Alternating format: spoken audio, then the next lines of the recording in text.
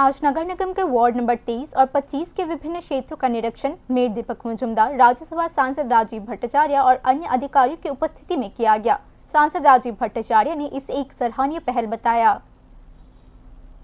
Mayor दीपक मजूमदार लगातार नगर निगम के आधिकारिक क्षेत्र में चल रहे विभिन्न कार्यों का निरंतर निरीक्षण करते रहे हैं। इसी क्रम में मेयर दीपक मजूमदार ने आज राज्यसभा एमपी राजीव भट्टाचार्य के साथ वार्ड नंबर 23 और 25 के विभिन्न हिस्सों का निरीक्षण किया।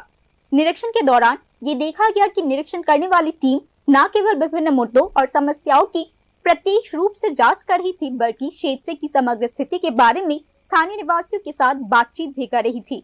इस पूरी कार्यवाही पर टिप्पणी करते हुए सांसद राजीव भट्टाचार्य ने जोर देकर कहा कि मेयर दीपक मजूमदार नियमित क्षेत्र को सुंदर और स्वच्छ बनाने के लिए तथा आम लोगों की जरूरत को पूरा करने के लिए अक्सर प्रयास करते रहते हैं। राजीव भट्टाचार्य ने उम्मीद जताई कि इस तरह की पहल सही मायनों में आम जनता को उपलब्ध नागरिक सुविधाओं की गुणवत्ता में सुधार लाएगी। বিভিন্ন ওয়ার্ডগুলি উন্নয়নমূলক কাজগুলো আপনি ঘুরে দেখছেন, কিরকম দেখতেন এখন পর্যন্ত, এখন কোন জায়গায় রয়েছে? না দেখুন, আজকে মেয়র সাহেবের কর্মসূচি ছিল। মেয়র সাহেব প্রায় সময়ই শহরের বিভিন্ন ওয়ার্ডগুলি পরিদর্শন করেন এবং সেখানে কি কর্মযজ্ঞ চলছে এবং আরও কি করণীয় এই ব্যাপারে উনি সুপারভিশন করেন।